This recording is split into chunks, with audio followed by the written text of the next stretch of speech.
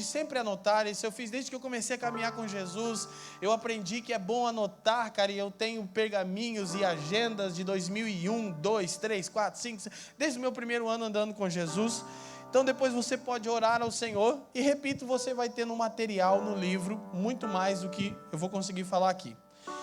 Primeira coisa, gente, nós precisamos conversar como gente grande aqui, amém? Chega desse papo de mensaginha, tipo ralinha, jovens, eu vos escolhi porque sois fortes. Pelo amor de Deus, vamos crescer, querido. O Brasil precisa que a gente saia da puberdade e assuma uma posição de autoridade, amém? Esse é o tempo da igreja amadurecer e o Senhor está fazendo isso. Então, uma das razões pelas quais eu vou pregar o evangelho hoje aqui, eu vou explicar um pouquinho o que eu quero dizer com isso. Eu estou fazendo isso por todo o Brasil de uma maneira intencional. É porque, segundo o último censo do IBGE, nós temos 50 milhões de evangélicos no Brasil. Para cada 4 brasileiros se diz evangélico. Aleluia? Só que não. Por que não? A pergunta que se levanta após a estatística é: como podem existir 50 milhões de pessoas que dizem receberem em si o Espírito de Deus e andarem como filho de Deus no Brasil, e esse país nunca ter sido tão corrupto, caótico e desigual? Eu não sei se você acha que alguma coisa mudou porque a presidência mudou, mas não mudou muita coisa. E eu não estou fazendo uma crítica ao nosso presidente, que é alguém revestido de autoridade que tem que ser alvo das nossas orações. A propósito, independente de quem estivesse lá. Mas a verdade é que a conta não fecha. Onde estão os 50 milhões que dizem serem semelhantes ao Cristo de Deus no Brasil? Tem alguma coisa errada.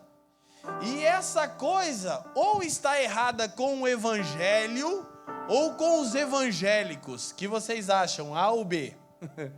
O problema está com o Evangelho ou com os evangélicos? Talvez o problema esteja com o evangelho dos evangélicos. É porque um outro evangelho não é o evangelho de Cristo. Porque se fosse, meu querido... Agora eu vou te falar uma coisa assustadora. Não fica muito bravo comigo que eu tenho que voltar amanhã e a gente tem que ser amigo. Uma das ordens das Escrituras é que você tem que receber bem o estrangeiro. Não interessa que é Colombo, eu estou fora da minha cidade. Vocês me tratem bem. E divide essa pizza comigo aí do busão.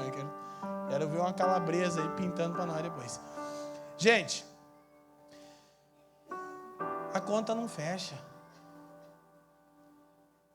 Vocês sabem o que eu penso? Isso é só eu que penso. Não estou dizendo em nome do Senhor isso, tá bom? Então não se assusta. Eu penso que talvez só 10% desse número é nascido de novo. O que é, Leandro, que você está dizendo? Eu estou dizendo que as estatísticas dizem que tem 50 milhões de evangélicos no Brasil. Eu não duvido. Mas eu acho que dentre esses 50 milhões, só tem 5 milhões que nasceram do Espírito. O resto é crente. Agora eu vou te explicar uma coisa. Minha avózinha lá de Itajaí, que fez 80 anos sábado... Minha vozinha, irmão, o negócio é o seguinte, é a irmã do coque nível hard. Minha vozinha é faca na caveira. Minha mãe, filha dela, então, né, filha de peixe, peixinho é. Minha vozinha tinha costume de falar um versículo para mim. Tem aquelas coisas que ficam na sua cabeça, né, você nunca mais esquece. Ela dizia assim: meu filho, Jesus falou que quando ele viesse, não acharia fé na terra. Ela estava mencionando quando Jesus cita no Evangelho de Marcos, ele diz: porventura, achará o Filho do Homem fé na terra em sua vinda? A pergunta é retórica, a resposta é não. Aí você olha para a estatística, estou falando só de Brasil, não estou falando das nações, vamos fazer lição de casa. Aí você diz, Jesus errou. Ai, Jesus estava equivocado, porque no Brasil a fé está aumentando. Por quê? Porque para cada 4 brasileiros, um é evangélico. Jesus errou, a fé está aumentando. Não é a fé que está aumentando no Brasil, é a crença. Você sabe o que é crença? A expectativa que você tem que Deus fará o que você deseja. Isso está aumentando no Brasil. Vocês sabem o que enche templos no Brasil? Crença. E o que é crença? A expectativa que você tem que Deus fará o que você deseja. Você se move na expectativa de que o poder de Deus seja revelado a você. E tudo o que Deus não precisa fazer é isso. E difícil é falar isso numa igreja pentecostal. Mas calma, vou explicar. Crença é a expectativa que você tem que Deus fará o que você deseja. Fé é o conhecimento que você tem de Deus para que você faça o que Ele deseja. Agora não responde não, irmão. Só pensa, você se move por crença ou fé?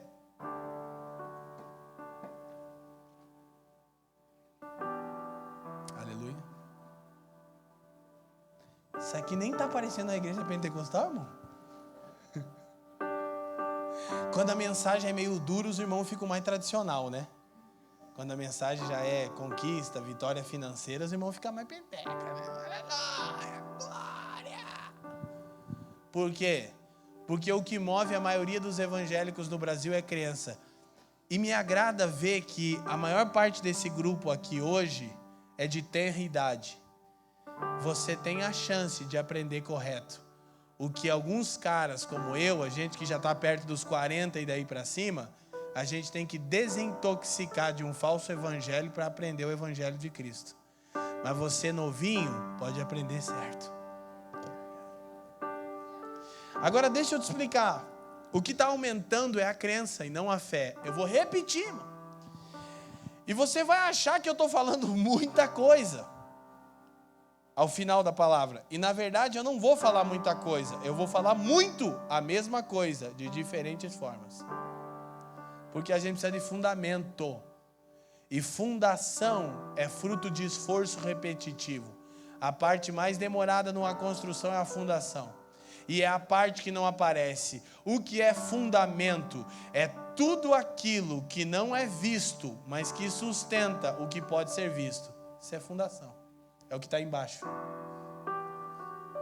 Então, queridos, a gente precisa pensar numa coisa. Por que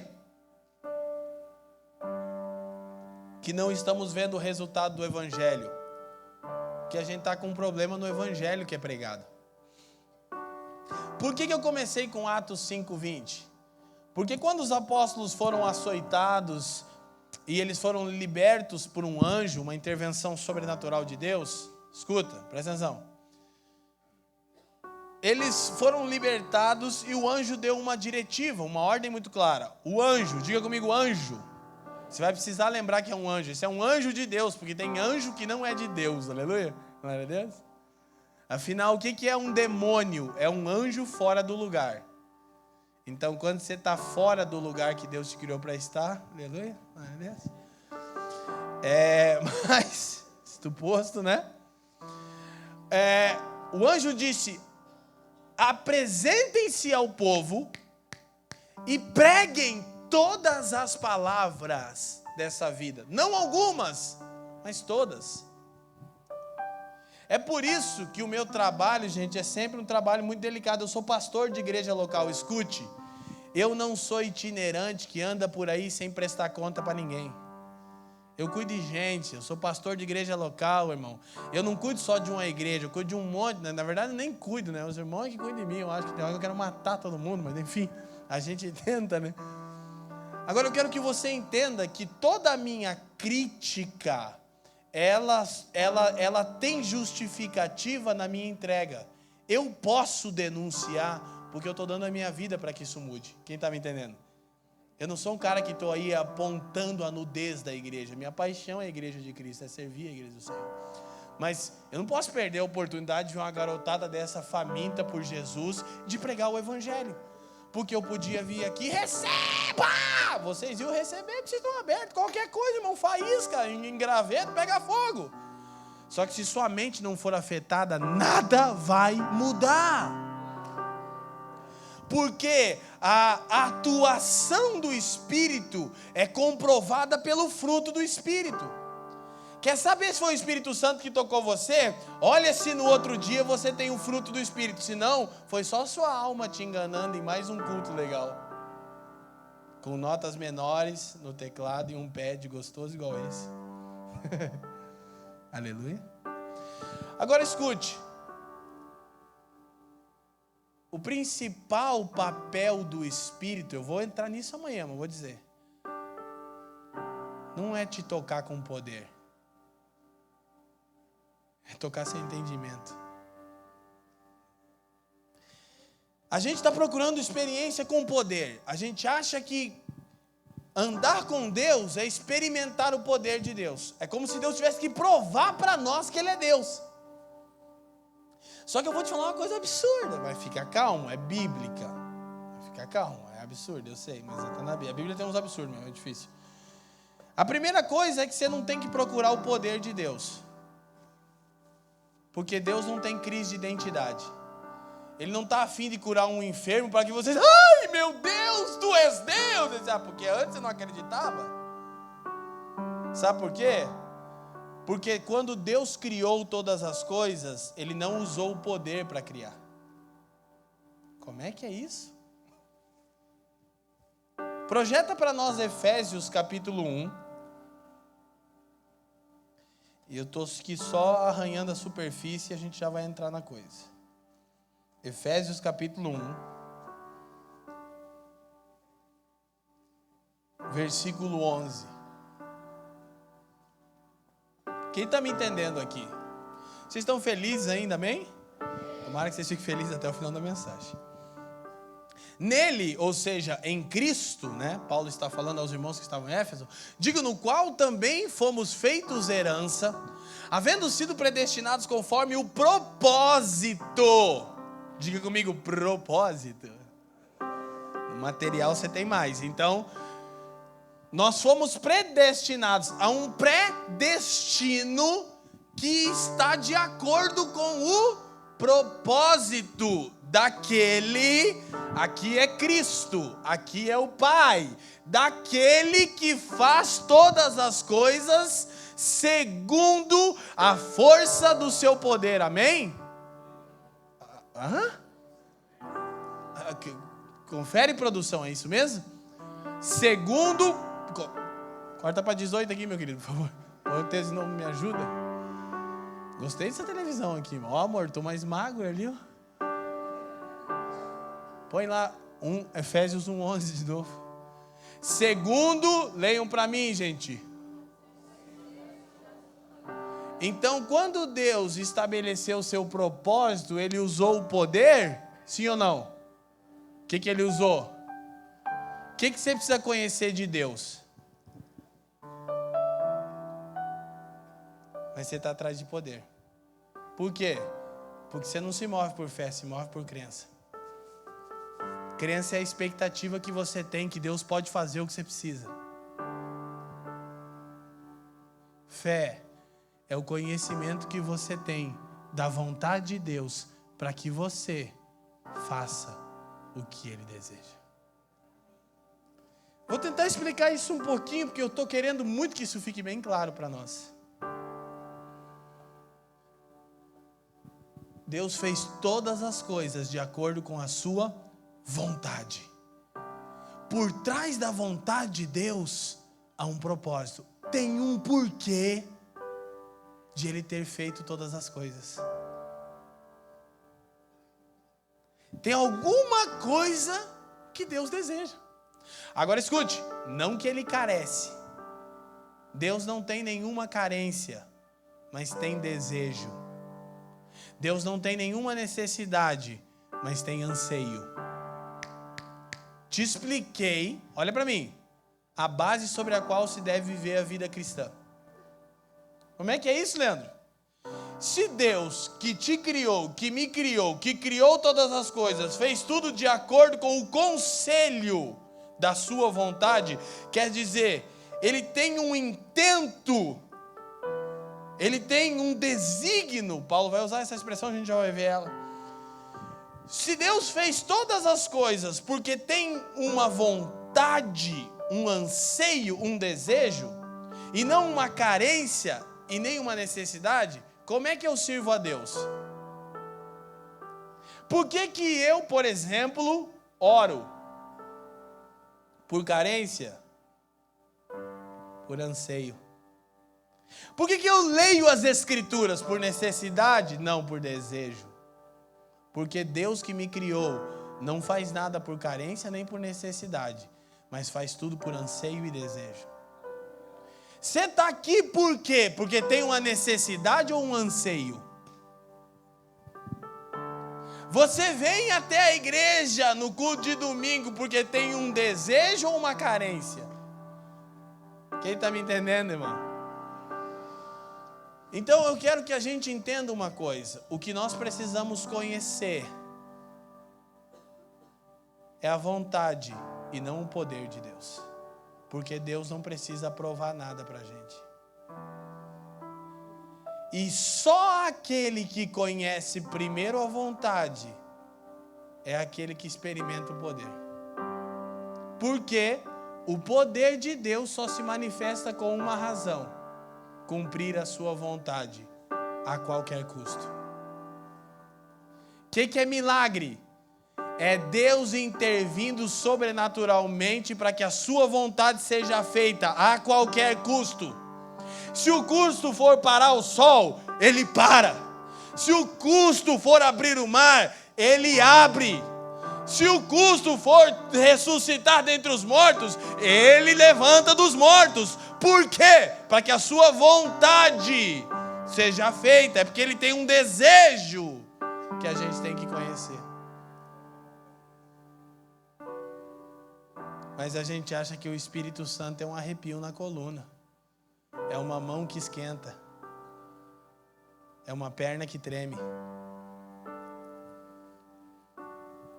Quando na verdade o Espírito Santo é uma pessoa que tem como função primordial, em primeiro lugar, revelar a nós a vontade de Deus.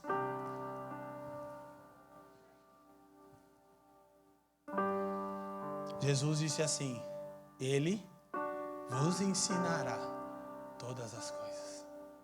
Não algumas. Todas. Você não fica emocionado com isso? Tá todo mundo correndo atrás de sabedoria. A moda do momento é o coach. Agora todo mundo é coach. Coach não sei do que. Não sei do que. É terapeuta.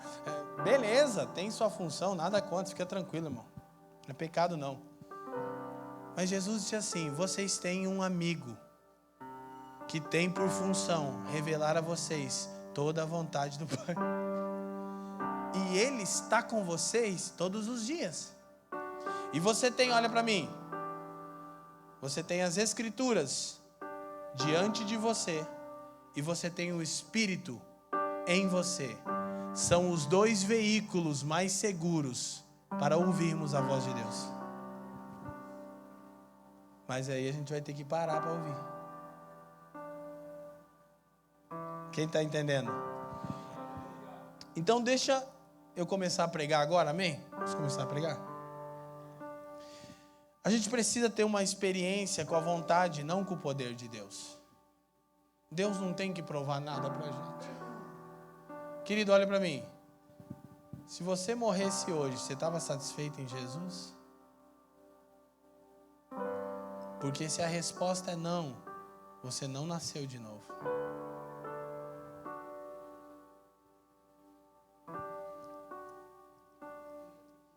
Que alguém que nasce do Espírito se inclina para as coisas que são do Espírito. Tem um desejo, tem um anseio.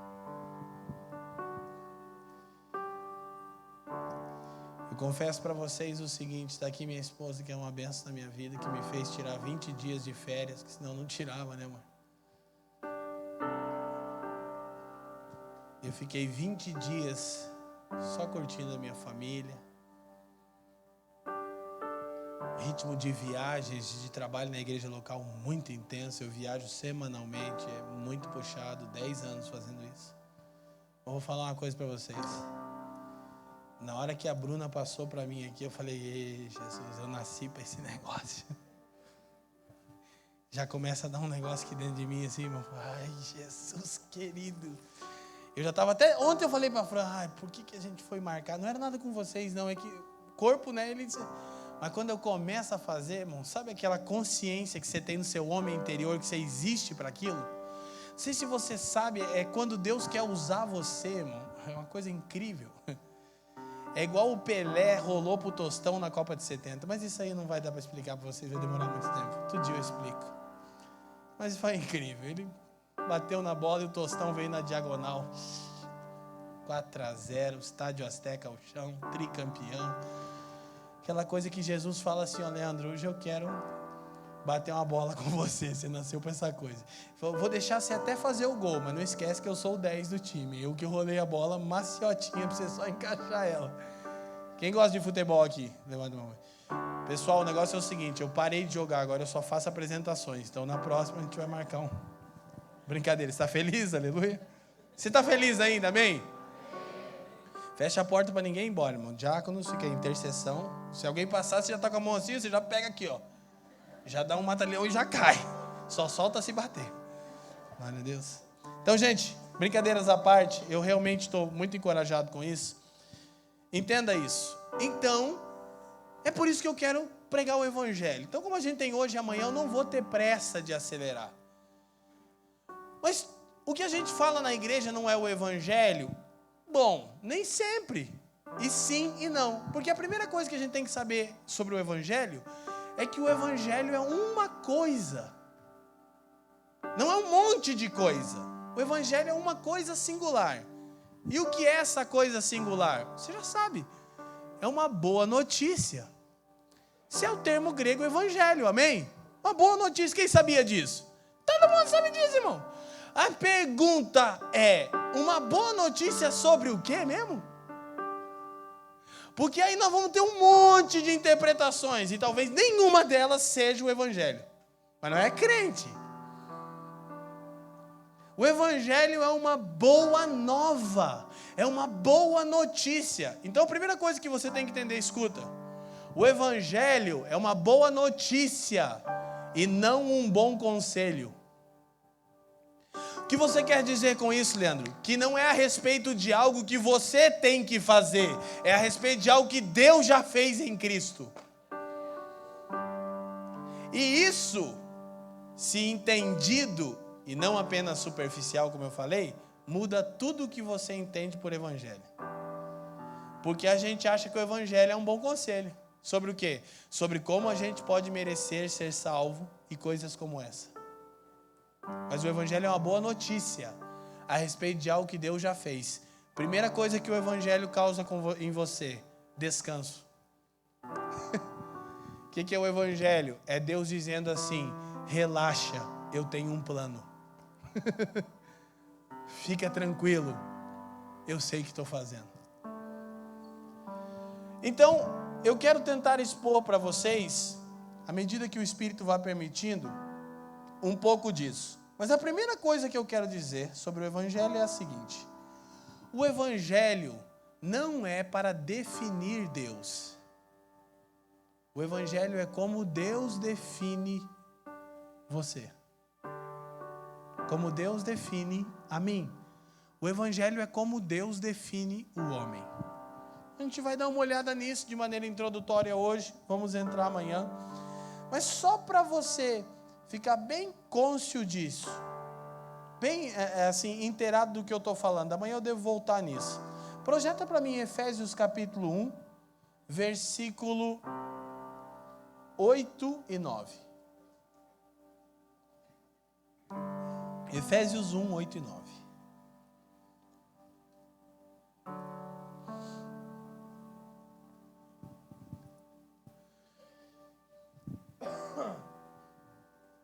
Que ele fez abundar para conosco em toda sabedoria e prudência. Paulo está falando daquilo que Deus realizou em Cristo. Aí ele diz assim, fazendo-nos conhecer o mistério da sua vontade, segundo o seu beneplácito que nele propôs. Isso aqui é muito louco.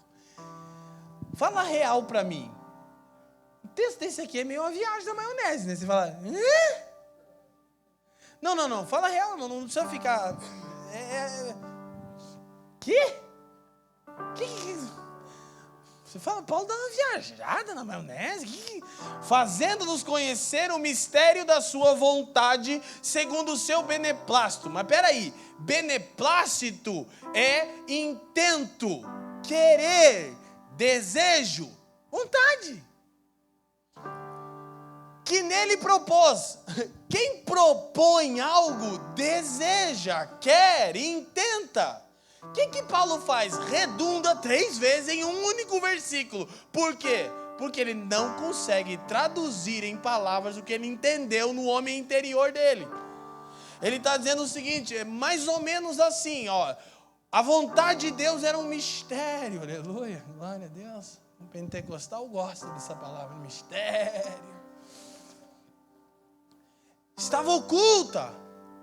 Mas a primeira coisa que ele diz, o próprio Deus, pelo Espírito, nos faz conhecer. O que Deus deseja que você conheça a respeito dele? Sua vontade. E aí Paulo vai falar uma coisa maluca sobre a vontade de Deus na nossa ótica. É que a vontade de Deus é o que Deus quis. Nossa, meu Deus do céu. Revelação profunda. E ele quis, porque na verdade propôs. Tipo, nossa, Paulo, você é fora de série, hein, irmão. Mas o que eu quero que você entenda, amanhã eu vou explicar isso. O que Paulo está enfatizando aqui é que Deus nos deu a conhecer a sua vontade, que era algo oculto. Querido, eu não tenho temor de falar isso. Eu tenho plena convicção no meu espírito, respaldado pelas Escrituras, que tem uma única coisa que Deus deseja fazer com o seu povo nesse tempo: revelar a sua vontade. Não tem mais nada. Se Deus precisasse, e Ele não precisa, escolher uma única coisa a fazer,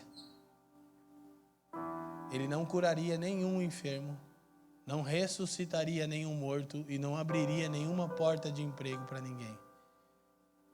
Se alguém dissesse, e não pode ser dito isso a Deus, pela Bruna, você só pode fazer uma coisa. Se Deus fosse o gênio da lâmpada com um único desejo, quem está me entendendo? Esfregou a lâmpada, saiu Deus ali, né? Aí Deus fala, tem uma única coisa que eu posso fazer por você, você tem que pedir ela. Se Deus tivesse que escolher, e Ele não tem, Ele escolheria revelar a sua vontade a nós. Por quê?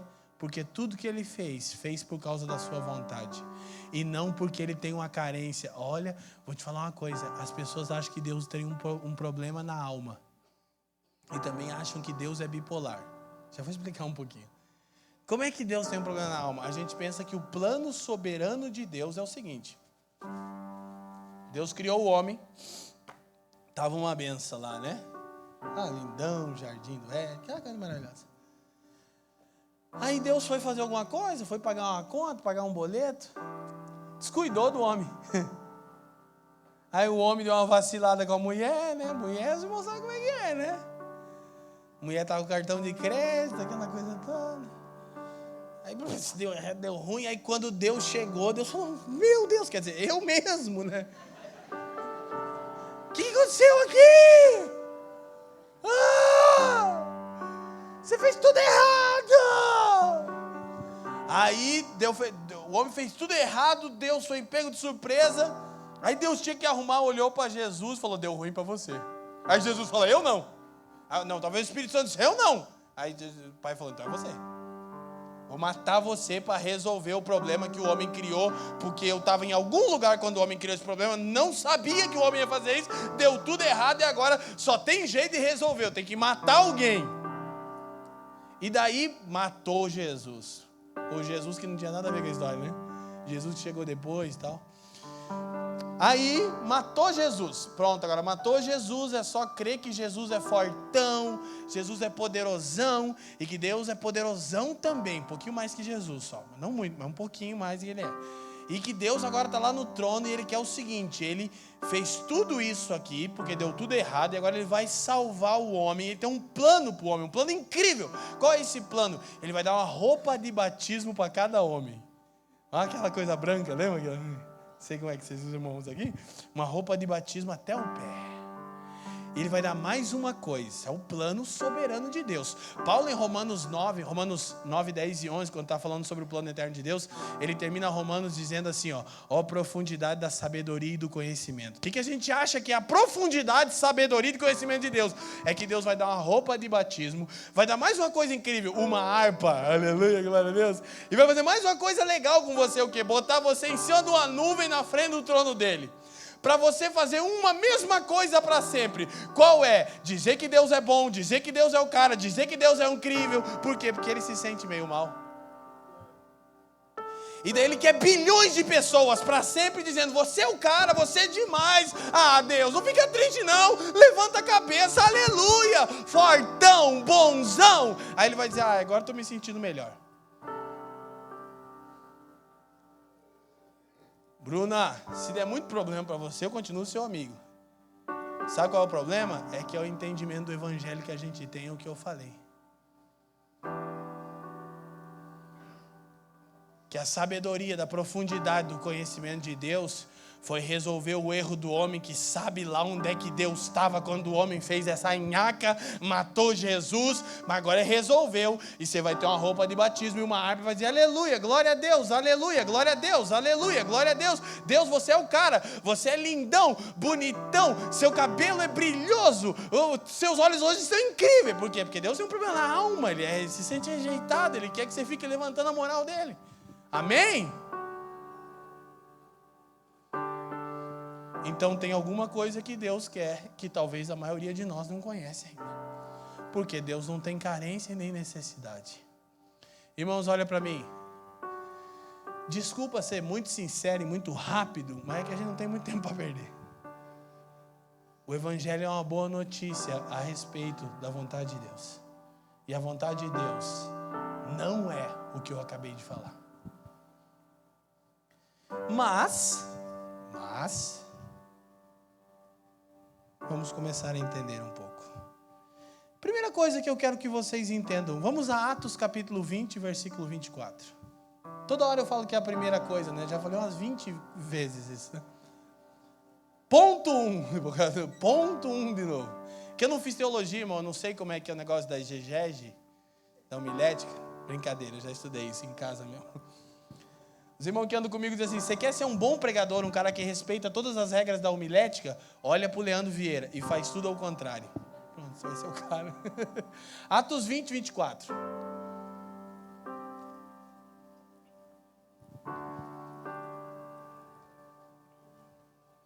Vamos dar para o Espírito Santo o lugar que ele tem no plano de Deus nesses 2 dias, amém?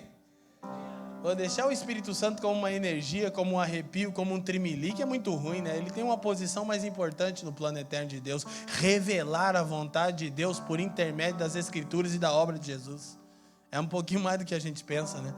E nós vamos tentar caminhar. Paulo escrevendo, Lucas, né? Escrevendo, cita o que Paulo disse. E Paulo disse assim, mas em nada tenho a minha vida como preciosa para mim, contanto que complete a minha carreira e o ministério que recebi do Senhor Jesus, para dar testemunho do... Leiam para mim, queridos. Mais alto. Finge que está legal a mensagem. Finge que está legal. Para dar testemunho do... Nossa, quase que eu acreditei em vocês agora. Vocês são bons.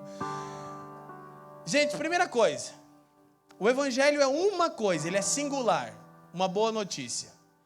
Mas o evangelho tem capítulos. Diga comigo. O evangelho tem capítulos. O evangelho tem 3 capítulos, de acordo com as escrituras.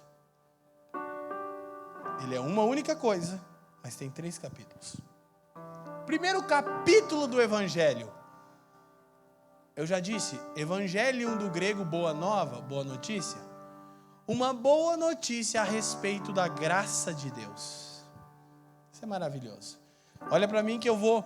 Na reta final aqui da exposição das Escrituras, eu vou falar mais ao seu coração, porque eu acredito que seja importante isso para aquilo que o Senhor deseja fazer em nós. Não apenas hoje, mas nessa estação que estamos, né? Primeira coisa, o Evangelho é um anúncio, uma boa notícia a respeito da graça de Deus. Agora, Lucas capítulo 4, versículo 43. Vamos olhar rapidamente isso. Eu poderia olhar aqui nas escrituras, mas eu prefiro que a gente projete aqui para que todo mundo pense junto. Porém, isso faz que eu perca um pouquinho de tempo, fale um pouquinho menos, mas eu prefiro falar menos e todo mundo entender do que falar muita coisa e ninguém entender nada, né? Amém? Lucas 4, 43. Primeiro capítulo do Evangelho é uma boa notícia a respeito da graça de Deus. É o que eu vou tentar falar nos minutos finais que a gente tem hoje aqui. Mas eu quero te mostrar o Evangelho como um todo. Ele, ou seja, Jesus, lá em Atos 20, era Paulo, aqui é Jesus. Ele, porém, lhes disse, é necessário que também a outras cidades eu anuncie leiam para mim, gente. Evangelho do reino de Deus, porque para isso foi enviado. Segundo capítulo do Evangelho, uma boa notícia a respeito do reino de Deus. Primeiro capítulo do Evangelho, uma boa notícia a respeito da graça de Deus, ok? Quem está comigo sacode a mão e diz sim. Segundo capítulo do Evangelho, uma boa notícia a respeito do reino de Deus. Terceiro e último capítulo, não vou tentar explicar isso tudo, eu não vou conseguir de maneira nenhuma. Você tem um material lá fora, vai te ajudar muito. Apocalipse capítulo 14, versículo 6, por favor. Se você está anotando aí, grava essa escritura também. Apocalipse 14, 6.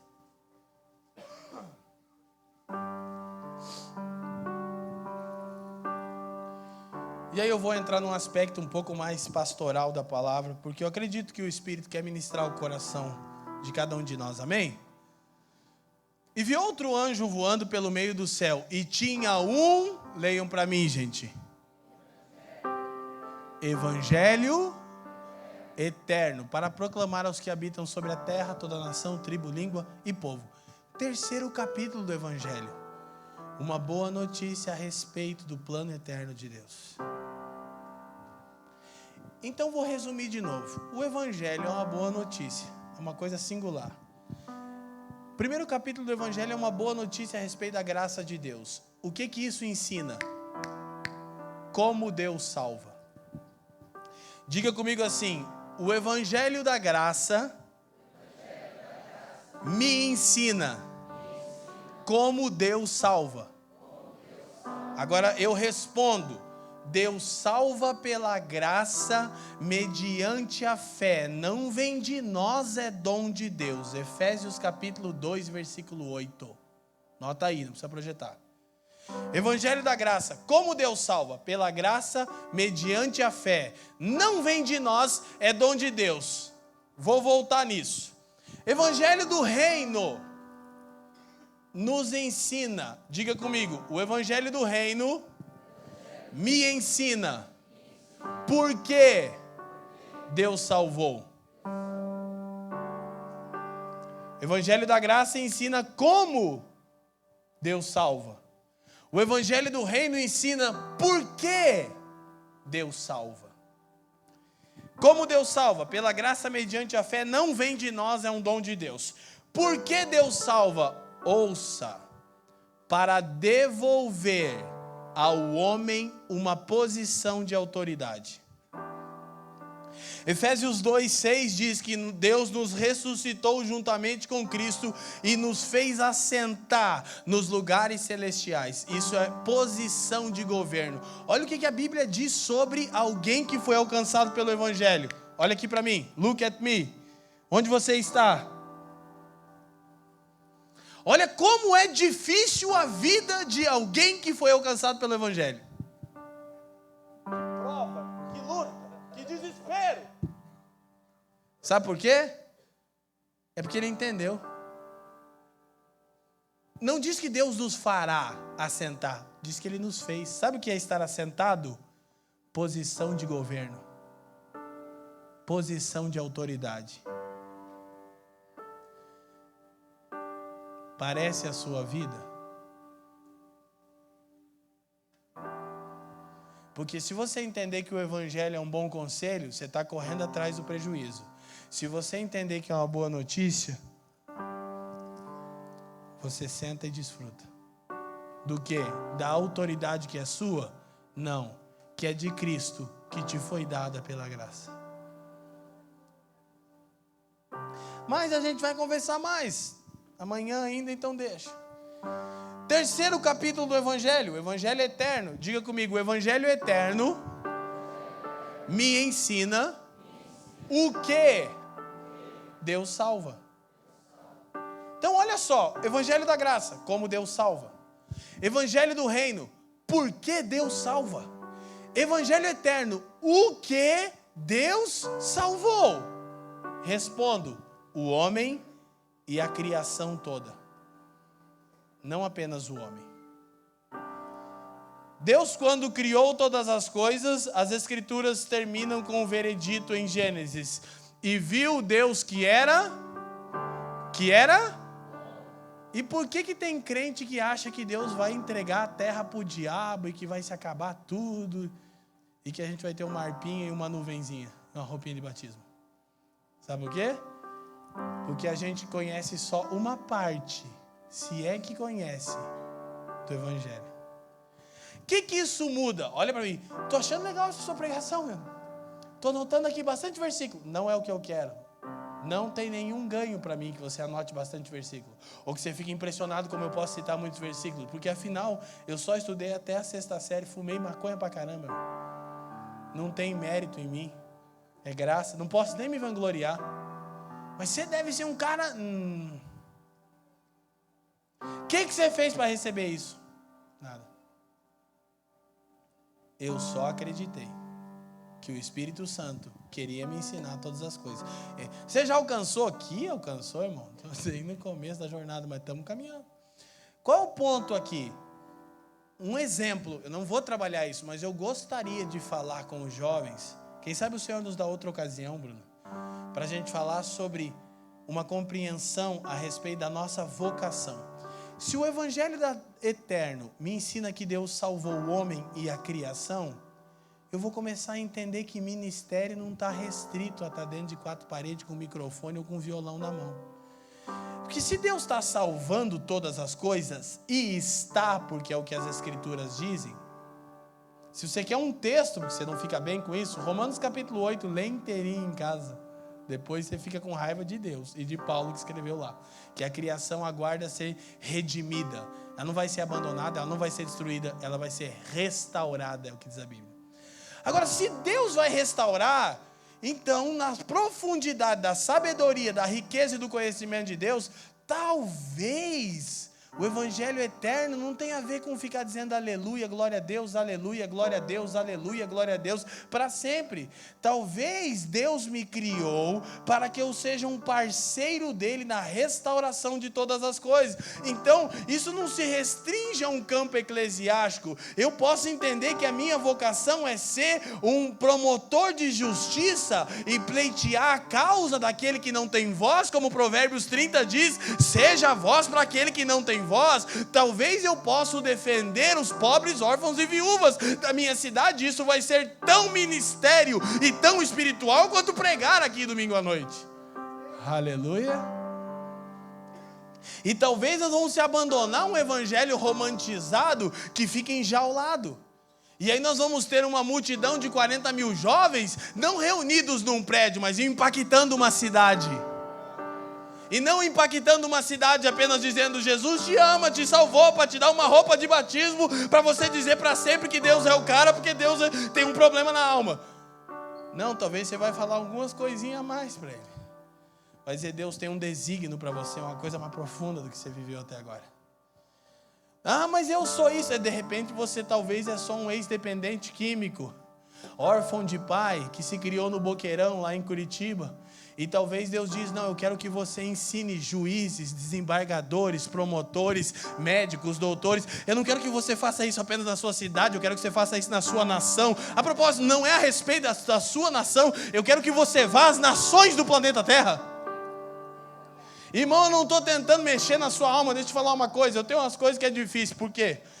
Porque eu amo as escrituras e as sagradas letras, e eu vejo muita alma no Brasil, e eu tenho problema e preocupação com o pentecostalismo desenfreado. Só que é o seguinte, irmão, não posso negar aquilo que eu sou. Eu sempre brinco com os irmãos que meu sonho era ser um presbiteriano. Os irmãos da presbiteriana eu fico feliz. Por quê? Porque eu queria saber pregar paradinho, botar o microfone aqui, ficar só na Bíblia, sem contar piada, sem arrupiar as costas, mas não consigo. Falou: Jesus, me deixa em paz. Deixa eu pregar aqui, Senhor. Eu não posso negar o que eu recebi do Senhor. Eu não tenho problema com isso, irmão. Eu sei que vocês têm fome e sede por Deus e que isso é o Espírito Santo que está gerando. Mas isso não se restringe a vir aqui dizer: Deus, eu quero mais. O mais de Deus não é que você trema e grite um pouco mais hoje do que você gritou ontem. É que a sua mente seja afetada pelo conhecimento da sua vontade. Amém? O que tem que mudar é a nossa mente. Por isso, a primeira palavra, tanto de Jesus quanto dos profetas, bem como dos apóstolos, era arrependei-vos. Que não quer dizer chore e chore muito alto, quer dizer mude a sua maneira de pensar. Isso é arrependimento, metanoia, mudança de mente. O Evangelho é como Deus nos define. Quem está me entendendo aqui hoje? E alguém disse, um dos pais da igreja: se o que você está ouvindo não te ofende, talvez não é o Evangelho que você está ouvindo. Que uma das coisas que Jesus fazia, sabe qual era? Ofendia a razão para revelar o coração. Como é que é isso? Jesus chegava lá, estavam os caras, os doutores da lei, aleluia, vestido igual crente, falando igual crente, e do hebraico, do grego, do aramaico, aleluia. Aí Jesus começava a pregar, os caras começavam: desgraçado, infeliz, mata, mata. Aí Jesus dizia: sepulcro caiado. O que é isso? É túmulo. Por fora está pintadinho e bonitinho, mas está podre dentro. Sabe como Jesus revelava o coração das pessoas? Ofendendo a razão delas, dizendo: você pensa de uma maneira errada, Deus não pensa assim. Aí quando você é confrontado nas suas falsas concepções, seu coração vem para fora e você começa a dizer: pregador chato, eu queria poder, eu queria grito, esse cara vem aqui cutucar a gente. É porque sua mente foi ofendida. Sabe o que Deus está dizendo? Está dando certo. Eu estou removendo ele de uma falsa crença e colocando ele sobre o Evangelho. Sabe por quê? Porque eu não estou falando de mim aqui e da minha capacidade. Eu estou falando daquilo que Deus já fez. Aleluia. Vocês estão felizes ainda? Intercessão, está tudo bem aí? Precisa baixar o braço? Pode baixar. Jesus escuta do mesmo jeito, fica tranquilo. Mas valeu. Os irmãos são crentes aqui, né?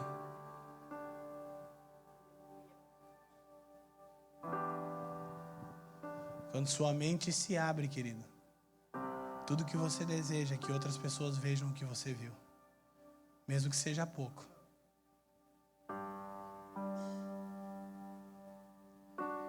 Eu falo para minha esposa: eu tenho um problema, porque eu conheço centenas e centenas de pregadores e cantores famosos no Brasil, a maioria deles.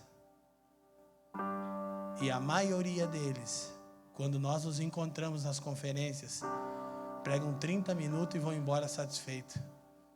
Eu fico desesperado, porque eu digo: Senhor, as pessoas precisam conhecer a sua vontade. Mas na verdade eu deveria ser igual eles. Prego um pouquinho, vou para casa, pego minha oferta e Deus abençoe. Mas dentro de mim tem uma coisa que diz: você não. Você não tem mais direito nenhum. Você vai dar de graça o que você recebeu de graça. E você vai insistir até que as pessoas entendam. Porque se um Zé Ruela igual você entende, qualquer pessoa que queira pode entender. Amém? Amém, irmão?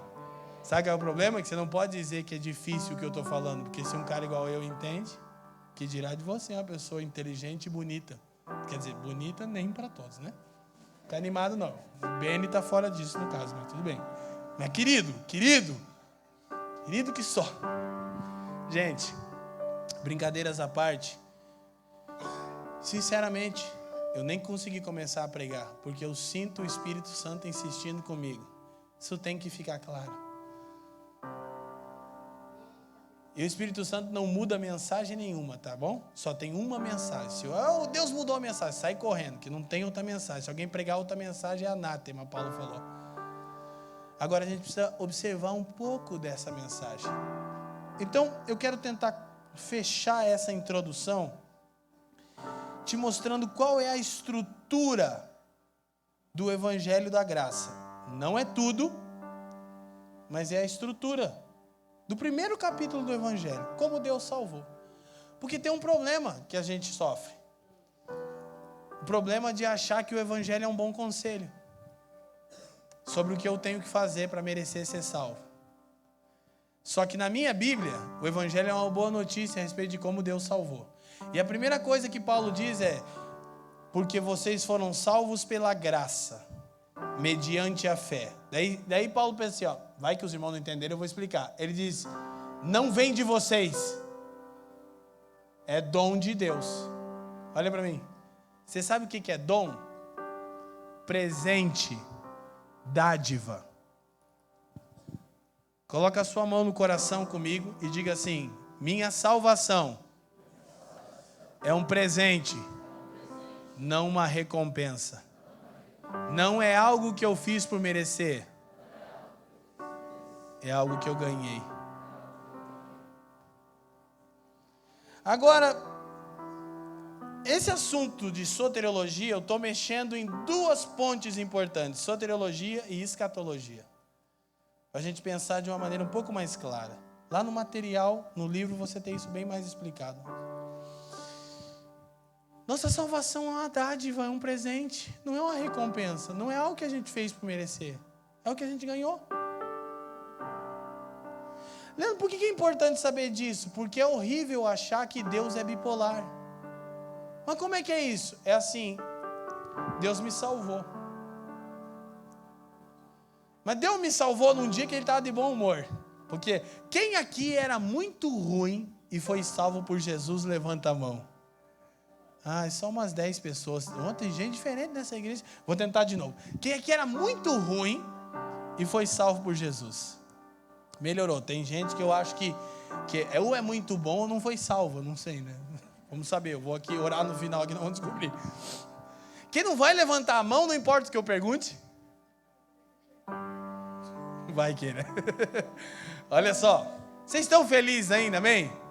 Faz uma cara de feliz. Escuta uma coisa. Isso é uma boa notícia que eu tenho para te dar. Deus me salvou num dia que Ele estava de bom humor. Por quê? Porque eu sou ruim. Quem aqui se identifica com isso? Eu era bem ruim, tal, ruimzão. Aí Deus me salvou. Mas aquele dia que Deus me salvou é que Ele estava muito bem. Aquele dia o louvor fluiu diferente, irmão. O Miguel, o Gabriel, os caras estavam ungidos. Rolou um chama-névia lá, um terra-manto, uma coisa, o Capitão Planeta foi lá, os Super Gêmeos ativar, forma de uma bola de fogo. Teve tudo, teve aviãozinho. Aí Deus estava, naquele dia Deus estava inspirado, olhou para você. Vamos colocar eu aqui, porque imagina, eu usava crack, cocaína, fumava maconha e torcia para o Paraná Clube. Meu Deus do céu. Tinha jeito se fosse Jesus só, né? Alguém se identifica com isso? Só Jesus na causa, irmão, porque o crack não era tão difícil, mas o Paraná Clube estava complicado. Aí Deus olhou para mim lá, tricolor da Vila Capanema, né? Todo empetecado de pecado, mas naquele dia o louvor estava diferente. Aí Deus levantou de bom humor e falou: vou salvar esse traia. E não merece, porque todo mundo entende que não merece. Alguém aqui acha que Deus tinha mesmo que te salvar porque você é o cara? Que se for, nós vamos te bater com o microfone do Raul Gil. Tira o chapéu ou não tira o chapéu? Não vamos tirar o chapéu para você. Então, então Deus salvou o Leandro. Ó, isso aí foi dia 24 de março de 2001. Nunca mais me esqueci, porque eu nasci de novo, novo nascimento, você não esquece. Ele é uma coisa que você não precisa ensinar para os outros, você sabe. Nasci de novo, irmão, estava lá. Aí Deus salvou o Traia, né? E naquele dia eu estava com a camisa do Corinthians. Meu Jesus querido. Não, é sério, eu posso te falar o seguinte, a camisa do Corinthians, número 5, era o Vampeta naquela época, o volante do Corinthians, e o patrocínio do Corinthians era a Batava, irmão. Tô te falando, vai olhar na internet se não era, simbolão azul, a camisa oficial do Coringão, tava eu lá, Clube com a camisa do Corinthians, drogado, imagine, Jesus querido, no boqueirão. Mas aí Deus resolveu salvar. Falei, tá, eu tô de bom humor, salvei esse Traia, não merece, é um Traia, mas salvei. Aí Deus me salvou, era um dom. Só que daí eu não fiz por merecer uns dias depois. Aí Deus levantou de mau humor. Miguel errou as notas, o Gabriel arrebentou a mizinha. A mizinha sempre arrebenta, né? Complicado. Aí Deus falou, essa Traia que não serve pra nada, que eu salvo. Pra que salvei isso aí? Imagina se Deus salvou todo mundo para ficar cantando para sempre. Você que é desafinado, faz o quê? Aí, aleluia, né, mano? Glória a Deus. Aí Deus falou, não sabe nem cantar esse Traia aí. Vai pregar para Deus, não sei, ninguém precisa pregar para Deus. Aí Deus se arrependeu da minha salvação e me mandou para o inferno. Mas daí eu corri atrás do prejuízo e me salvei de novo. Mas daí eu errei de novo e Deus me mandou para o inferno de novo. Mas daí eu corri atrás do prejuízo e me salvei de novo. A pergunta que fica é, para que Jesus serve nessa história se a minha salvação depende da minha performance? Mas qual é o nosso medo, Bruna? Esqueci o nome do pastor Jackson. Pastor Jackson. E que o Leandro, neto e filho de assembleiano, assume a responsabilidade. É de encarar que isso é uma verdade. O que é uma verdade? Que a salvação é um presente, não uma recompensa. E tem uma outra verdade importante sobre a imutabilidade de Deus. O caráter de Deus. Tiago diz em Tiago 1,17 que em Deus não há sombra nem variação. Quer dizer, irmão, ele não muda, aleluia. Malaquias capítulo 3, versículo 6 diz, eu, o Senhor, não mudo. E essa é a causa de vocês não serem consumidos. Se Deus mudasse tanto quanto a gente acha que ele muda, salvei, me arrependi, todo mundo já tinha sido consumido, aleluia. Ele diz, sabe qual é a causa de vocês não serem consumidos? É que eu não mudo naquilo que eu desejei fazer. Mas se ainda não está, quando Paulo está falando da vocação de Israel, Romanos 11, 29, ele diz uma coisa, escuta, ele diz assim, porque os dons e a vocação de Deus são irrevogáveis. Dom, dádiva, presente. Paulo está dizendo assim, ó, quando Deus dá algo a alguém, ele não revoga. O que eu tinha que entender com isso? É sair da mentalidade de escravidão, de que o evangelho é um bom conselho sobre como eu posso merecer o favor de Deus. E aí o que você pensa? Meu Deus, mas as pessoas vão se mergulhar no pecado. Então elas não nasceram de novo. É o que nós vamos descobrir nos próximos anos no Brasil. Porque sabe o que o evangelho faz? Define quem é e quem não é. Sabe outro textinho que a dona Joraci, minha vozinha, dizia para mim? Textinho de Malaquias 3, que diz assim, e mais uma vez, vereis a diferença entre aquele que me serve e aquele que não me serve. Sabe como que ela fazia? Olha para mim. Levantava o calcanhar e dizia assim, meu filho, esse jovem que vive essa vida. Jovem que vive. Irmão, dava um frio no meu pescoço aqui.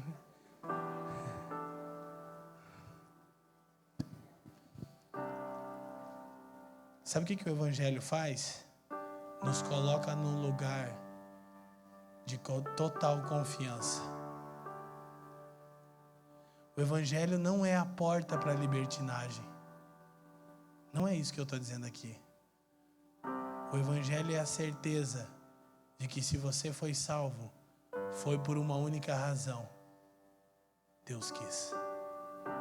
E qual é a boa notícia? Deus não é bipolar. Agora, ser salvo não é tudo. A salvação é a vontade de Deus? Não, nunca foi, jamais será. Meu Deus, Leandro, não fala um negócio desse, nós queremos ganhar as almas na célula. Eu também, quero que Curitiba inteira seja salva. E eu não só quero, como trabalho para isso. Isso não muda. Só que eu entendi o seguinte: a salvação não é a vontade de Deus. A salvação é o meio pelo qual você pode viver a vontade de Deus. Porque você saiu do trilho. E Deus, pela graça, te colocou no trilho de novo. E disse, esse é o caminho, ande por ele. Mas não disse, vamos lá, queridão, faz por merecer. Não, ele disse, vem cá, querido, meu Espírito vai habitar em você. E ele vai inclinar você para todas as coisas que são com respeito à minha vontade. Só deixa o Espírito fazer a obra.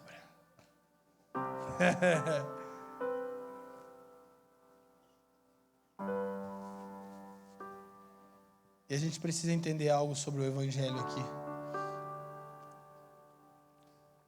Eu vou usar os últimos 15 minutos que eu tenho. Sabe por quê? Olha para mim. Porque eu prefiro ensinar um pouco mais do que orar. Porque o que liberta vocês não é a minha oração, é o conhecimento da verdade. Jesus não disse, então o Leandro vai orar bem alto e gritado e vocês vão ser libertos. Ele disse, então vocês vão conhecer a verdade. E a verdade os libertará. Tem alguém comigo que quer ouvir mais um pouco? E fica tranquilo, volta amanhã que eu não terminei. Não toma nenhuma dedução, é só a introdução. Eu nem consegui entrar no que eu queria falar hoje. Eu vou tentar falar amanhã o que eu queria falar hoje. Olha que vez. Tomara que dê certo. Mas eu quero que você veja uma coisa incrível. Vai ser uma bênção para a sua vida. Vamos a Gênesis capítulo 3, rapidamente. Versículo 8 em diante. Que é isso mesmo, Leandro? É só uma introdução sobre o primeiro capítulo do Evangelho, que é o Evangelho da Graça. A introdução da introdução, aleluia? Ok? O Evangelho da Graça como Deus salva, o Evangelho do Reino porque Deus salva, o Evangelho eterno, o que Deus salva. Deus salva pela graça mediante a fé, Deus salva para devolver ao homem uma posição de autoridade, Deus salva o homem e a criação. Tudo aquilo que o pecado afetou, a obra de Cristo salvou. Qual é a condição? Fé. O que é fé? Conhecimento da vontade de Deus, que me encoraja a fazer o que Ele deseja, e não expectativa que Ele pode fazer o que eu quero. Isso é crença. Quem está comigo? O que eu preciso conhecer de Deus? Sua vontade, não seu poder. Vou falar uma coisa absurda para vocês, dentro de tantas dessas coisas absurdas que eu estou falando, mas essa é uma das mais. Jesus, quando andou na terra, era mais fraco que o mais fraquinho de todos os demônios. Pensa num cara fraquinho, era Jesus, irmão. O mais perrapadinho dos demônios tinha mais poder que Jesus. Não, os irmãos vão dizer, Bruna, não faça isso. O Benny está quase, meu Deus do céu, eu fui falar para ela que esse cara era legal, o cara só fala asneira. Tomara que você esteja entendendo o que eu estou falando, mas posso explicar. O que você está dizendo, Leandro? Você já leu Filipenses 2, de 5 a 11? Se não leu, lê.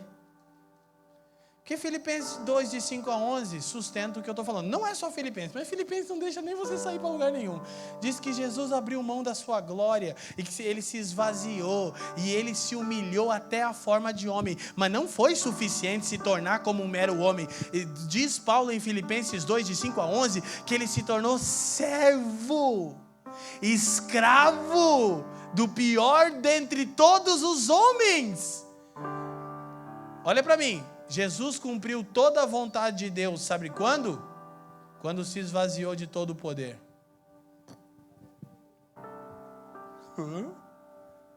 Sabe o que é a cruz? É Jesus mostrando como você cumpre a vontade de Deus. Com poder? Não. Com conhecimento e com entrega. E aquilo que parecia fracasso, olha para mim. Paulo diz em Coríntios capítulo 1, era o poder e a sabedoria de Deus. Paulo diz em Colossenses 2, 14 e 15, era Deus humilhando publicamente Satanás e seus demônios. Como? Com um cara pelado, sozinho e fraco, sangrando até a morte. Oh, Paulo diz, oh, profundidade de sabedoria e de conhecimento. Deus se fez mais fraco do que o mais vil dentre todos os homens, e em sua fraqueza demonstrou o seu poder.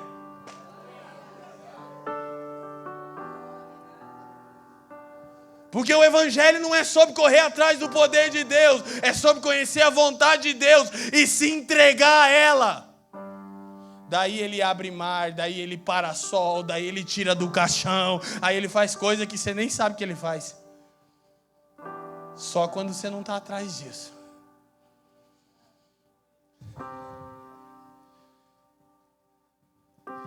E tem uma coisa que Deus é meio que zeloso, para não dizer ciumento. Ele não tem muita, assim, com Deus não tem meia coisa parcial. Um poderoso tangedor. Se vocês nunca ouviram, procurem saber sobre Keith Gordon Green, autor daquela canção, Senhor, formoso és, que a Assembleia de Deus canta por anos, e era um maluco que se converteu dentre os hippies nos Estados Unidos e fazia conferências, e por intermédio do ministério de Keith Gordon Green, um cabeludo barbudo, milhões de pessoas foram salvas, e a Assembleia de Deus ao longo dos anos canta suas canções sem saber que era de um maluco chamado Keith Gordon Green. Esse maluco disse assim: ou Cristo é Senhor de tudo sobre a sua vida, ou então Ele não é Senhor de nada. Aleluia. Alguém está me entendendo?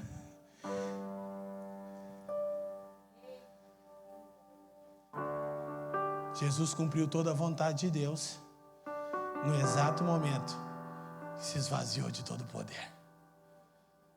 Ele disse: Pai, eu não tenho que provar nada para ninguém.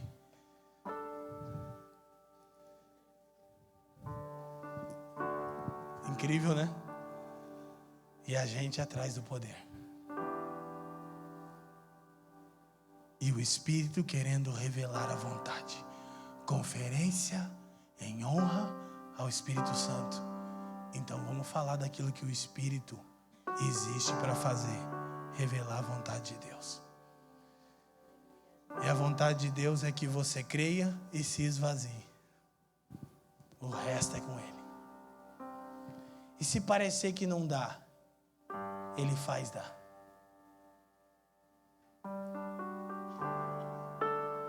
E se parecer que não vai, Ele faz ir. E como diz o bom pentecostal, é para quem crê. Amém? Então deixa eu te mostrar uma coisa para a gente fechar, concluir. Gênesis 3, 8. Vocês estão felizes ainda, amém? Por favor, não interpretem mal o que eu estou falando. Eu tenho zelo, eu vou repetir para vocês. Eu sou pastor de igreja. Eu não sou aventureiro. Eu tenho zelo pelo rebanho que é do Senhor. O rebanho que pertence ao Senhor. Vamos lá. E ouvindo a voz do Senhor Deus que passeava no jardim à tardinha, esconderam-se o homem e sua mulher da presença do Senhor Deus, entre as árvores do jardim. Verso 9. Mas chamou, diga comigo, chamou o Senhor Deus ao homem e perguntou-lhe: onde estás? 10. Respondeu-lhe o homem: ouvi a tua voz no jardim e tive medo, porque estava nu e escondi-me. 11. Deus perguntou-lhe mais: quem te mostrou que estavas nu? Comeste da árvore que te ordenei que não comesses? 12. Ao que respondeu ao homem: a mulher que me desse por companheira deu-me a árvore e eu comi. Olha para mim, presta atenção que eu tenho que esmagar o tempo para a gente terminar no que a gente propôs. Olha o resultado primário, é só o primeiro efeito do evangelho da graça. A queda do homem causou 3 coisas. Diga comigo: vergonha, culpa e medo. Sabe do que eu falei? Do que a gente lida todo dia. Agora eu vou te explicar uma coisa. A primeira vez que Deus chamou um homem, há um princípio de interpretação bíblica chamado de princípio de primeira menção. Os teólogos é que ensinam isso. O que é o princípio de primeira menção? Provavelmente vocês já devem ter ouvido isso. Então, numa igreja que zela pela palavra, eu acredito que alguém já deve ter dito isso aqui. O princípio de primeira menção é a ideia de que quando você quer entender o que um termo significa nas Escrituras, você tem que encontrar a primeira vez que ele é mencionado. Aí você vai entender o que é o significado do termo. Eu nunca fiz teologia, mas eu leio a Bíblia. E eu descobri que dá certo, é isso aí mesmo. Estou 18 anos estudando a Bíblia, estou 18 anos descobrindo o que é isso. Primeira coisa que a gente tem que entender, o que é chamado? E chamou o Senhor Deus ao homem e disse-lhe: onde estás, querido? A primeira vez que Deus chamou o homem, Ele não mandou o homem fazer nada. Ele mandou o homem voltar. Para onde? Para o lugar de onde o homem nunca deveria ter saído, a presença de Deus. Chamado não é ide, chamado é volta. O que é chamado? O Evangelho da Graça. O que é o Evangelho da Graça? É Deus chamando o homem para voltar. Para onde? Para o lugar de onde ele nunca deveria ter saído, a presença de Deus. O que você descobre com isso? O caráter paterno de Deus. Ele não é um patrão que você errou, Ele te despede. Ele é um pai. Você errou, Ele te disciplina, te admoesta, te corrige, mas diz, você continua com o status de filho. Só que filho desobediente sofre bastante. Então o Senhor chama o homem, mas aí o homem faz o seguinte, ele se esconde de Deus, porque ele estava nu. E quando Deus dá uma intimada nele, Deus fala, você comeu da árvore que eu não te mandei comer? O que ele faz? Ele se sente culpado e faz o seguinte, transfere a responsabilidade. Essa mulher que você me deu, para quem que ele transfere a responsabilidade? Para o próximo e para Deus. Quando os fariseus questionaram Jesus em Mateus 22, qual era o maior de todos os mandamentos? Ele disse assim, amarás o Senhor teu Deus e ao teu próximo como a ti. Porque o pecado primeiro quebrou a relação do homem com Deus e a relação do homem com o próximo. O que é o Evangelho? É Deus restaurando essas duas relações que foram quebradas. Quem está bem com Deus, está bem com o semelhante. Se não está bem com o semelhante, você não está bem com Deus. Não adianta mentir. João já explica isso na primeira epístola dele. Agora, o que eu quero que você entenda? Como é que eu vou me importar com o próximo? Só se eu estiver bem com Deus, que daí eu vou saber o valor que ele tem para Deus. A primeira pergunta que Deus faz para o homem é, onde você está? E aí o homem disse, eu ouvi tua voz, eu fiquei com medo, e porque eu estava nu, eu me escondi e joguei a culpa em você e na mulher. O que a gente tem que lidar? Com vergonha, culpa e medo. A vergonha é resultante do quê? Da nossa nudez exposta. Eu não vou nem ler os textos, porque eu quero terminar no horário, mas eu juro que eu queria ler. Olha para mim.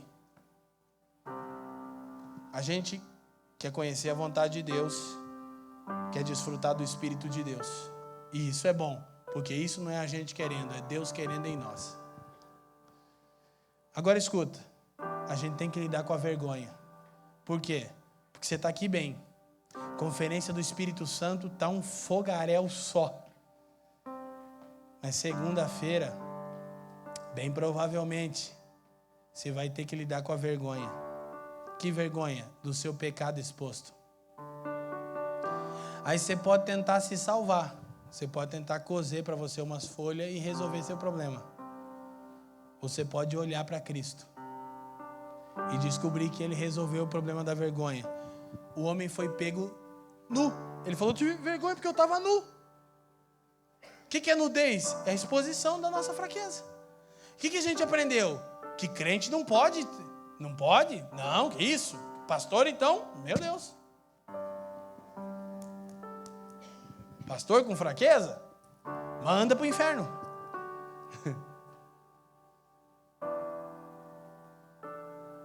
A gente tem que lidar com a vergonha. Agora eu vou te falar uma coisa. Você sabe como Jesus foi crucificado? Feche os seus olhos por 1 ou 2 segundos. Fecha aí, todo mundo. Imagina o Senhor no Calvário agora na cruz. Olhe para o Senhor na cruz. Ok, tudo bem. Olha para mim. O que a maioria de vocês viu? Bom, traduzindo, você viu um monte do Gólgota, mais ou menos assim. Talvez deu tempo de ver que tinha 2 ladrões, um de cada lado. Tinha a cruz. Você olhou para o Senhor. Você viu o Senhor com uma coroa de espinhos ali. Estava sangrando, envolto num paninho branco. E algumas pessoas ali ao redor. Mais ou menos isso, sim ou não? Sim? O que está errado nessa imagem? O pano branco. Isso é tradição da Igreja Católica Apostólica Romana, que tem muita coisa boa, mas essa é uma coisa ruim. Por quê? É porque a Bíblia diz que Jesus foi crucificado nu. Sabe por quê? Porque Adão foi encontrado nu. Sabe o paninho? É que é muito escandaloso. Mas Isaías disse, homem de qual as pessoas não queriam olhar para ele e viravam a face. Porque era uma cena muito vergonhosa. O cara mais puro que esse mundo já viu, por 3 horas e meia pendurado, com os seus órgãos genitais expostos a uma multidão de pessoas. Se algum de nós estivesse nu aqui em cima, prontamente nós faríamos isso aqui, ó. Nosso Senhor não podia. Suas mãos estavam pregadas. Sua nudez foi exposta. Marcos capítulo 15, verso 17, 21 e 24 mostram que a profecia do salmista se cumpriu. Rasgaram as vestes do nosso Senhor. E ele sangrou lentamente, completamente nu. Sabe por quê? Para que você nunca mais sentisse vergonha. Você diz, mas se as pessoas verem a minha nudez, seu Senhor diz, tudo bem, eu fui exposto nu, para que você não sentisse mais vergonha.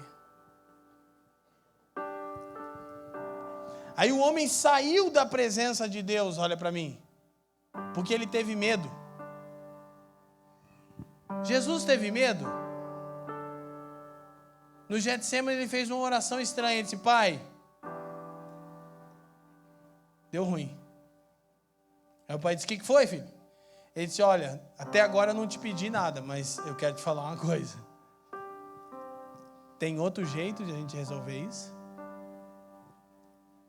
Se possível, passa de mim esse cálice. Todavia não seja feita a minha vontade, mas sim a... Jesus teve medo. Mas Jesus teve medo. Jesus era um ser humano. Cruz, pancada, pregos, coroas de espinhos, nudez exposta. Amém? Não. Não foi disso que Jesus teve medo. Ele teve medo de experimentar o que ele nunca tinha experimentado. Ser separado de Deus. Ontem vocês falaram a respeito da presença, né? O homem saiu da presença do Senhor. E aí Jesus disse assim, Pai, eu estou pronto para prego, para pontapé, para soco, para vergonha, para ignomínia, para ficar pelado ali. Só tem uma coisa que eu não queria. E o pai disse, o que, filho? Eu não queria perder a comunhão com você, nem por uma fração de segundos, porque por toda a eternidade, milhares e de miríades de séculos, nós nunca nos separamos. Mas o pai disse, filho, hoje você vai sentir o que Adão sentiu no Éden. Você vai ser separado da minha presença. E você vai ficar lá nu e sozinho. E Jesus disse, tudo bem, faça-se a sua vontade. E ele bradou na cruz e diz assim, Deus meu, Deus meu.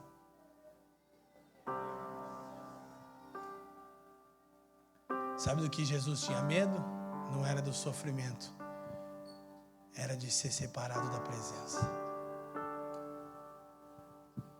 Mas sabe por que Jesus foi separado da presença de Deus? Olha para mim. Ele foi crucificado nu para que você não sentisse mais vergonha. Para que você não vivesse mais pela opinião dos outros. Para que você entendesse que não importa as suas fraquezas, desde que você seja verdadeiro e se entregue diariamente ao trabalho do Espírito. Não tem problema o que as pessoas acham de você, do seu cabelo, do seu jeito de andar, de vestir, de falar. Não importa. Jesus venceu a vergonha por você. Você não precisa criar um personagem online para as pessoas te aceitarem. Ele já te aceitou. E você diz, Jesus, eu te aceitei. Ele diz, vou fingir que não entendi, porque não foram vocês que me escolheram. Agora escuta. Ele foi exposto na sua nudez, para que nós nunca mais sentíssemos vergonha. Ou melhor ainda, nós sentimos vergonha, mas para que a vergonha não mais nos paralise. Nos levando a criar um personagem aceitável a Deus e aos outros pelo nosso próprio esforço. Porque isso é um outro evangelho. É tentar fazer o que Jesus já fez. É encarar o evangelho como um conselho e não como uma boa nova. Quem está me entendendo diz sim. Agora, por que Jesus foi separado? Teve medo e experimentou a separação da presença de Deus. Para que agora, para você que está em Cristo, nem a morte ou a vida, nem os anjos e nem principados, nem essa era, nem a era que está por vir, nada, nem ninguém no universo inteiro criado possa te separar do amor de Deus que está em Jesus. Meu Deus, cara. Esse entendimento, não a lágrima que escorre por uma verdade, mas a mente afetada pela verdade, que eu não preciso ter medo de não ser aceito por Deus, porque Jesus já foi separado para que eu nunca mais seja. E tem a terceira coisa. Adão disse, a mulher que tu me deste, quando foi pego, transferiu a culpa. As pessoas sacudiam a cabeça e diziam, ei bonzão, sai daí, Messias. E Jesus, diferente de Adão, disse assim, Pai, não leva em consideração. Eles não sabem o que fazem. A culpa é minha. Agora eu vou terminar com um absurdo. E vou ter uma palavra de oração. Eu passei um pouquinho do horário, me perdoem. Jesus morreu nu para que a vergonha não te paralise. Jesus foi separado de Deus para que a rejeição não te paralise. Jesus assumiu o seu lugar para que você não seja esmagado pela culpa. Sabe do que Jesus te salvou? De Deus. Não foi do diabo, não foi do inferno e não foi do lago de fogo. Jesus disse, não temam aquele que pode matar o corpo. Temam aquele que pode matar a alma. Ele não estava falando sobre o diabo. Ele estava dizendo o que a Bíblia diz, que no fim dos tempos, a ira de Deus vai se manifestar para destruir os ímpios. Deus Pai gracioso é justo e santo, e Ele vai destruir todo aquele que é ímpio. Mas sabe, você está em Jesus, você foi salvo da ira de Deus, porque Jesus se tornou o alvo dessa ira no seu lugar. É por isso, Bruna, que nem todo mundo ouviu, que o que eu estou falando não abre porta para libertinagem. Crer na salvação como uma obra realizada é crer que Jesus recebeu toda a ira de Deus contra o pecado. Quer entender o que Deus sente pelo pecado? Olha para Jesus na cruz. A cruz é tanto a maior demonstração do amor de Deus, como é a maior demonstração da ira de Deus contra o pecado. Ninguém que entende essa mensagem se lança no pecado. Só se lança no pecado quem não nasceu de novo. Mas quem nasceu de novo, o Espírito de Deus te inclina para as coisas de Deus. E você tem consciência que você está salvo, porque Jesus se tornou o alvo. Terminada a nossa introdução. Amanhã a gente continua.